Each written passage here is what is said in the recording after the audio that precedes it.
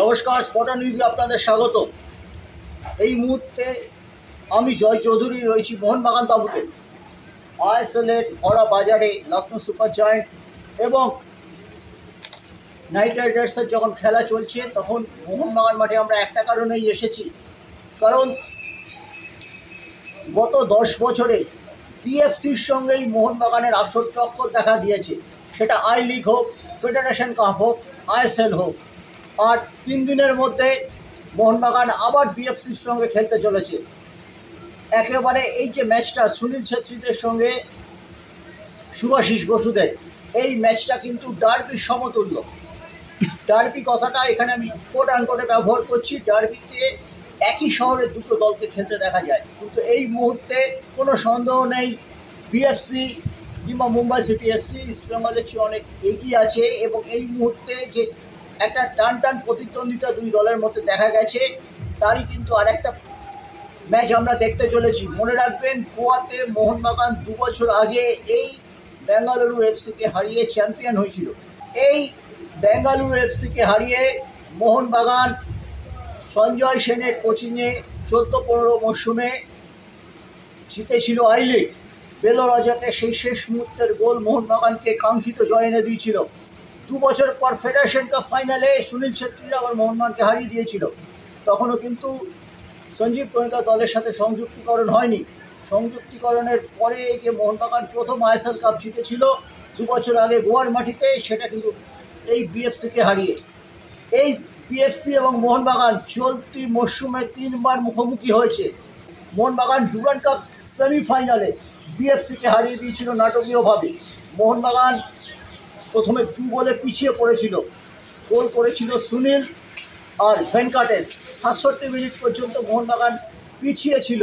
পরে দিমিত্রি এবং অনিরুদ্ধ থাপা গোল করে এবং শেষ পর্যন্ত টাই ব্রেকারে জেতে মোহনবাগান।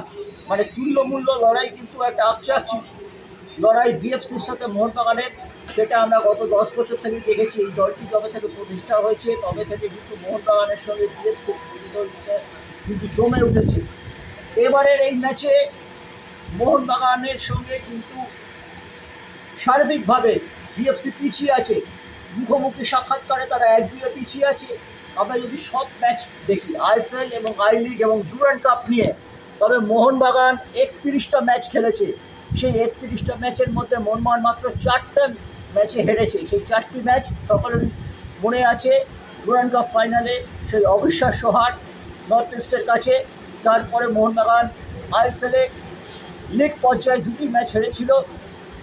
2টি ম্যাচ ছিল, একটি ছিল এফসি গোয়া এবং আরেকটি ছিল বেঙ্গালুরু এফসি বিরুদ্ধে। বেঙ্গালুরুর কাছে 3-0 গোলে পর্যদস্ত হয়েছিল। আর নিকট অতীতে মোহনবাগান সেমিফাইনালের প্রথম লেগে জামশেদপুরের কাছে হেরেছে। 4টি ম্যাচ হেরেছে। সেখানে 32টা ম্যাচ খেলেছে বেঙ্গালুরু, ডুরান্ড মিলিয়ে বলছি। এবং ডুরান্ড মিলিয়ে এই 32টা ম্যাচ খেলার ক্ষেত্রে আমরা দেখতে পাচ্ছি তারা 10টা ম্যাচ হেরেছে। এবং তারা এই 10টা ম্যাচ হারা ছাড়াও তারা কিন্তু প্রচুর গোল কনসিড করেছে। মনে রাখবেন বেঙ্গালুরু রক্ষণে 2জন বিদেশি খেলে, শিনলান সানা এবং রাহুল বেকে দুর্দান্ত ছন্দে আছে। তাদের সামনে মেনলি ডিফেন্সিভ ব্লকার হিসেবে খেলে পেড্রো কোপা। সামনের দিকে আর 3জন বিদেশি হচ্ছেন ম্যাচ মেকার নাগুয়েরা, ব্রায়ান উইলিয়ামস এবং কখনো কখনো তারা পেরেরা ডিয়াজকেও ব্যবহার করে থাকেন।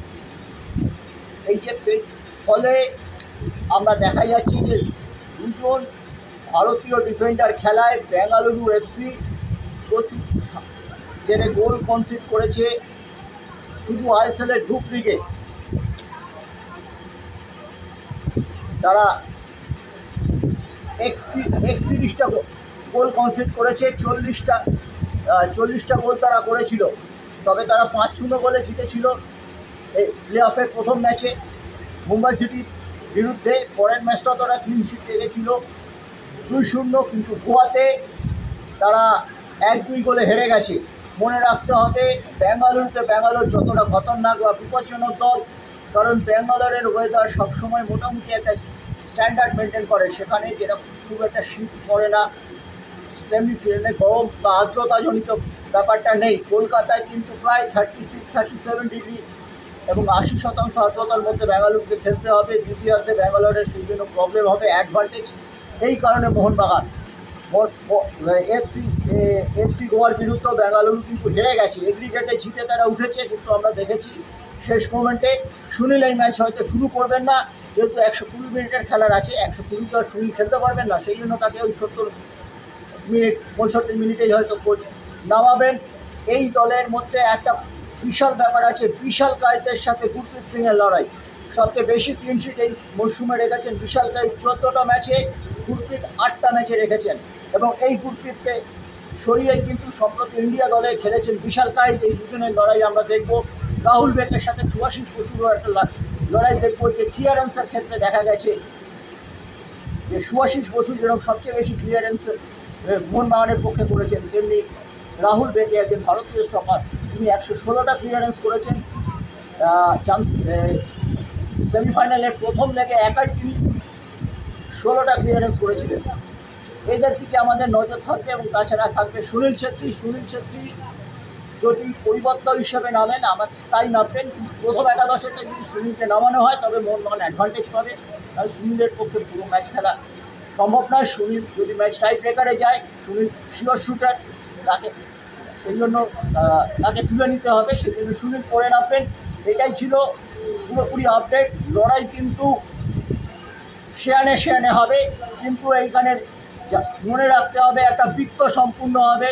মোহনবাগান আইএসএলে শেষ গতবার ফাইনালে মুম্বাই সিটি এফসির বিরুদ্ধে যে হেরেছিল, তারপরে কিন্তু আইএসএলে এই মাঠে কোনোদিন হারেনি।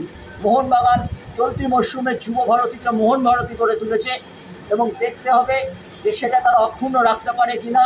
এবং একটা বৃত্তপূর্ণ হওয়ার কথা। গতবার যে আইএসএল কাপটা তাদের কাপ থেকে পড়ে গিয়েছিল, চা এবং ঠোঁটের মধ্যে যে ফাঁক ছিল সেটাই আমরা দেখেছিলাম, ডুরান্ডও আমরা দেখেছিলাম। এবার তাই জন্য আরও বেশি হয়তো সতর্ক থাকবেন মোহনবাগান ফুটবলাররা। এবং মলিনার মতো একজন মিস্টার কুল কোচ আছেন। সব মিলিয়ে কিন্তু একটা হাড্ডাহাড্ডি লড়াই, কিন্তু অ্যাডভান্টেজ মোহনবাগান।